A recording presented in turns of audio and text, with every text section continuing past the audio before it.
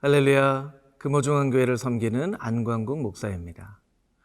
여러분은 살다 보면 마음이 조급해질 때가 있으시죠? 저도 어떤 때는 마음이 참 조급하게 느껴지는 그런 때를 경험하게 됩니다. 그럴 때 주로 어떤 잘못된 결정을 내리기가 쉽죠. 체코 출신의 소설가인 프란츠 카프카는 이런 이야기를 합니다. 인간에게는 많은 죄가 있다. 그러나 이 모든 죄는 사실상 이 두 가지에서 나오게 되는데 그중 하나는 조급함이고 또 다른 하나는 게으름이다. 참 의미 있는 이야기라고 생각을 합니다. 이스라엘 백성들이 금송아지를 만들어 하나님 앞에 큰 죄를 범하게 됩니다. 이것은 그들의 마음에 조급함으로부터 나오는 죄였습니다. 오늘 그 말씀을 함께 묵상해 보겠습니다.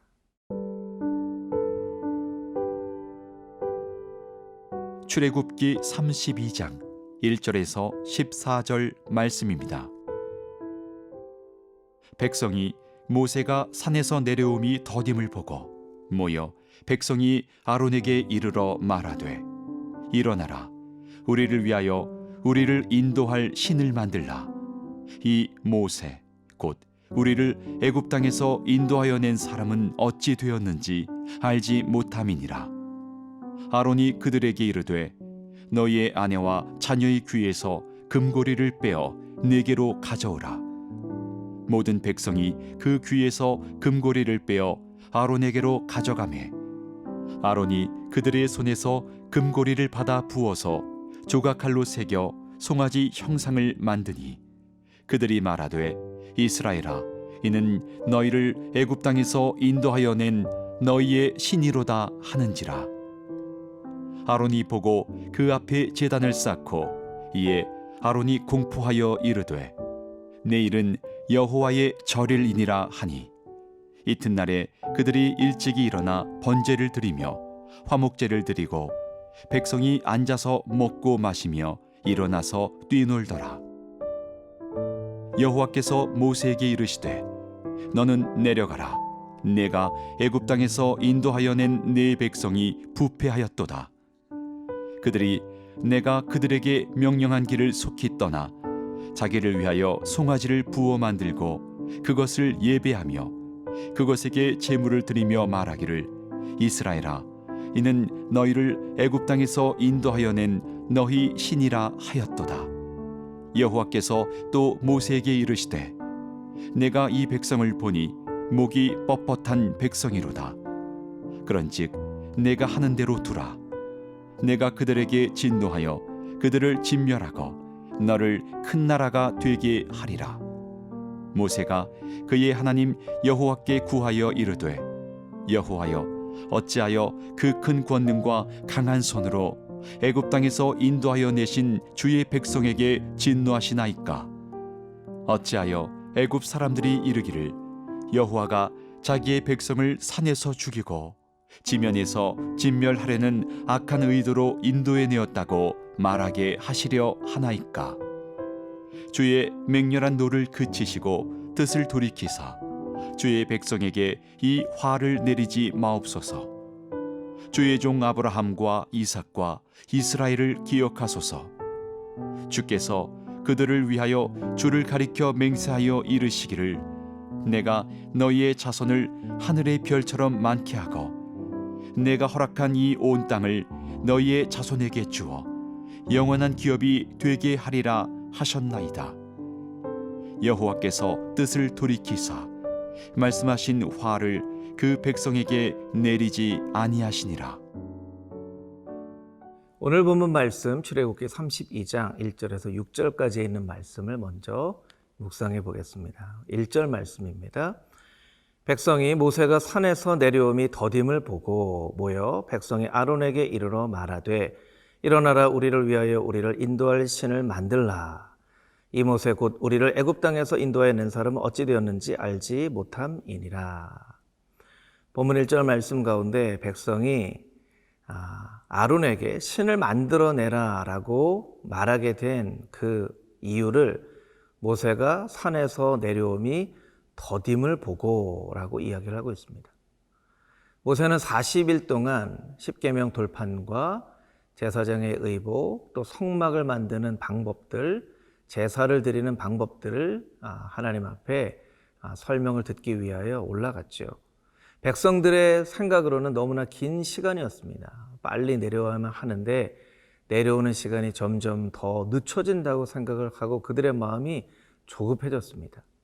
처음에는 기다렸을 것입니다.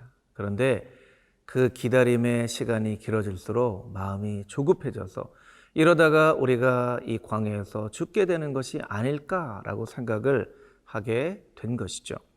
잠언 13장 12절 말씀에 보면 소망이 더디 이루어지면 그것이 마음을 상하게 한다라고 이야기를 합니다. 더디 이루어지면 마음이 상해집니다. 마음이 상해지면 제대로 된 판단과 생각을 할 수 없어지죠. 그래서 아론에게 요구합니다. 신을 만들어내라. 신을 만들어내라. 이에 대해서 아론은 어떻게 이야기를 하나요? 2절 말씀입니다. 아론이 그들에게 이르되 너희의 아내와 자녀의 귀에서 금고리를 빼어 내게로 가져오라. 아론은 하나님 앞에 한 번도 묻지 않습니다. 기도하지 않습니다. 아론이 저지른 죄는 기도하지 않은 죄라고 할 수 있습니다. 아론이 어찌할지 알지 못하였을 그런 때라면 하나님 앞에 반드시 기도했어야만 합니다. 하나님, 모세는 내려오지 않고 백성들은 이렇게 요구합니다. 나는 어떻게 해야 하겠습니까? 기도해야만 했었는데 아론은 기도하지 않습니다. 중요한 것은 기도하지 않은 죄의 결과가 너무나 심각하다는 것입니다. 아론은 이야기합니다. 금고리를 빼어 가져오라. 그리고 송아지 우상을 만듭니다. 그리고 4절 말씀 가운데 이 송아지 우상이 애굽 땅에서 인도하여 낸 너의 신이다 라고 이야기를 합니다. 아니 어디에서 이런 생각이 나왔을까요? 그냥 자기 스스로가 생각을 한 것입니다.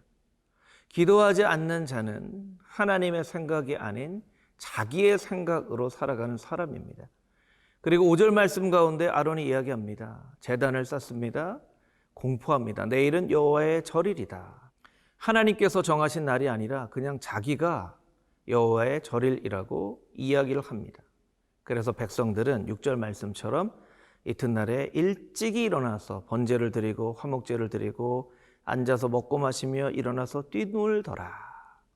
열심으로 예배를 드렸습니다. 하나님이 기뻐하시지 않는 예배를 열심히 드렸습니다.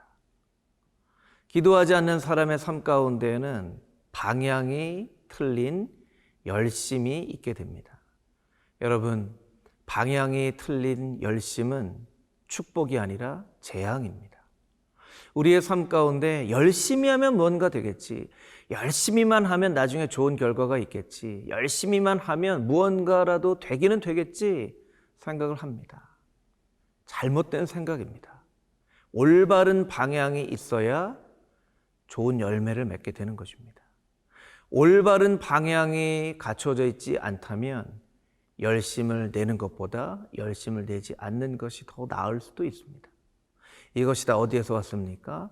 기도하지 않은 아론의 죄에서 나왔습니다. 여러분은 삶의 순간순간 하나님 앞에 기도하며 살고 있으십니까?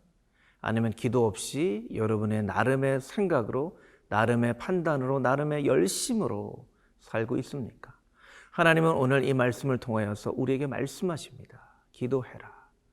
너는 기도하는 백성이 되어야만 한다라고 말씀하고 계십니다.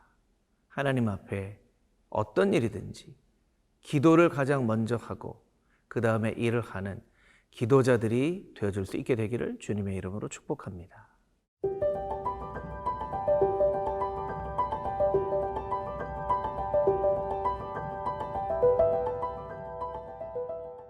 칠 절 이하에 있는 말씀을 함께 묵상해 보겠습니다. 하나님께서 모세에게 말씀하십니다. 너는 내려가라. 내가 애굽 땅에서 인도하여 낸 내 백성이 부패하였도다. 여러분 7절을 잘 보십시오.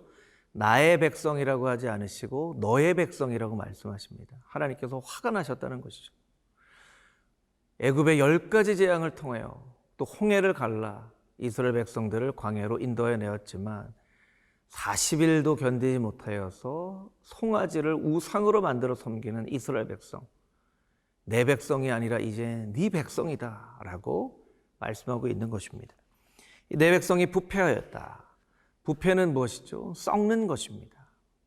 어떤 때 썩는 것이죠? 순환이 되어지지 않을 때, 새로운 것으로 채워지지 않을 때, 몸의 어떤 부분이 괴사가 될 때에는 혈액순환이 되어지지 않을 때입니다.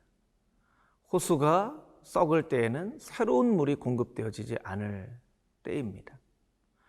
우리의 삶도 하나님의 새로운 은혜가 공급되어지지 않으면 자연스럽게 썩을 수밖에 없습니다. 이스라엘 백성들이 40일 동안 하나님의 은혜로 날마다 새롭게 되지 않았기 때문에 그들은 마음이 썩게 된 것입니다. 8절 말씀 보실까요? 그들이 내가 그들에게 명령한 길을 속히 떠나 자기를 위하여 송아지를 부어 만들고, 조급함 가운데 하나님을 의지하지 않았던 이스라엘 백성들, 하나님께서 말씀하신 길을 속히 떠났다라고 얘기를 하고 있습니다. 로마서 16장 19절 말씀은 악한 일에는 미련하고 선한 일에는 지혜로우라 말씀하고 있습니다. 또 잠언 14장 17절 말씀에는 노하기를 속히 하는 자는 어리석은 일을 행한다라고 말씀하고 있습니다. 우리가 속히 행해야 될 것이 있고 속히 행하지 말아야 될 것이 있는데 이스라엘 백성들은 속히 하나님을 떠나게 됩니다. 참 어리석은 행동을 하게 되는 것이죠. 그리고 자기를 위하여 송아지를 부어 만듭니다. 이스라엘 백성들이 만든 송아지, 그것은 자기를 위한 신이었습니다. 여러분, 우리가 하나님을 믿는다고 하면서도 나 자신을 위해서 하나님을 믿으면 그것은 송아지를 만든 이스라엘 백성들과 같은 잘못을 저지르게 되는 것입니다. 하나님은 오직 하나님 영광을 위하여, 하나님 스스로를 위하여서 우리가 믿고 의지하며 섬겨야만 하는 것이죠. 나를 위하여 하나님을 섬기게 될 때 하나님은 목적이 아니라 수단이 되어집니다. 나를 위해서 기도하게 될 때 기도는 하나님께 간구하는 요청이 아니라 하나님께 협박을 하는, 때로는 하나님 앞에 떼를 쓰는 그런 도구가 되어집니다. 자기를 위하여 송아지를 만들었던 이스라엘 백성들과 같이 예배를, 말씀을, 기도를 나를 위하여서 하고 있지는 않은지 돌아보는 여러분들이 되시기를 축복합니다. 9절 말씀 볼까요? 이스라엘 백성들 하나님께서 이렇게 말씀하십니다. 그들은 목이 뻣뻣한 백성이로다. 캐쉐라고 하는 히브리어가 쓰여집니다. 굳었다라고 하는 것이죠. 심각한, 완고한, 뻔뻔한 이런 뜻을 가지고 있습니다. 여러분, 이스라엘 백성들이 송아지를 만든 지 얼마 되지 않았는데 그들은 벌써 뻣뻣하게 굳은 뻔뻔스러운 백성이 되어집니다.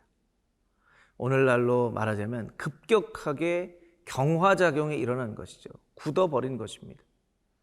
하나님께서 우리의 마음 가운데 부드러운 마음을 주시고 늘 하나님의 은혜로 충만하게 하셔야 우리는 이렇게 이스라엘 백성들과 같이 뻣뻣하고 굳은, 목이 곧은 그런 백성으로 살지 않게 되는 것임을 우리가 알 수 있습니다. 근데 하나님 앞에 모세는 기도합니다. 하나님, 이 백성에게 은혜를 베풀어 주시옵소서. 이 백성에게 하나님 은혜를 베풀어 주시고 뜻을 돌이키사 화를 내지 마시옵소서. 12절, 13절 이렇게 간구하고 있습니다. 프랭크 루박은 이렇게 이야기합니다. 이 세상의 운명은 우리의 기도에 따라 정해질 것이다. 어떻게 보면 참 어렵고도 신중하게 생각을 해봐야 될 말씀이죠. 우리의 기도가 그만큼 능력이 있다는 것. 하나님께서는 우리의 기도를 그만큼 중요하게 여기신다는 것입니다. 여러분, 오늘 여러분이 하는 그 기도가 한 사람의 운명을 또는 한 민족의 운명을 정할 수 있다는 사실을 기억하며 모세와 같이 하나님 앞에 간절한 마음으로 간구하는 기도자들이 되어줄 수 있게 되기를 주님의 이름으로 축복합니다.